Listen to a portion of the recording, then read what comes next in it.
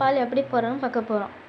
நம்ம சாதாரணமாக பாலை காய வைக்கிற மாதிரியே நீங்கள் பாலை காய வச்சோடனே அதில் இந்த பாதாம் எசன்ஸ் எடுத்து அதில் ஒரு 8 drops இல்லை 7 drops போட்டிங்கன்னா அப்புறம் நல்லா கிண்ணோடனே இந்த பதத்துக்கு வந்துடும்.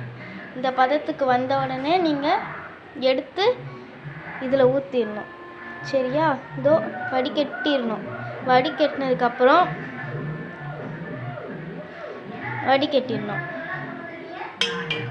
இருங்க, நான் வடிகட்டிடணும்.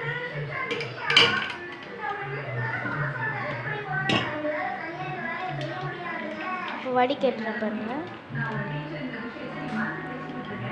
இப்போ வடிகட்டிட்ட உடனே ஆற வச்சு ஆறின உடனே ஃப்ரிட்ஜுக்குள்ளே வச்சோன்னா அவ்வளோதான், முடிஞ்சிச்சு.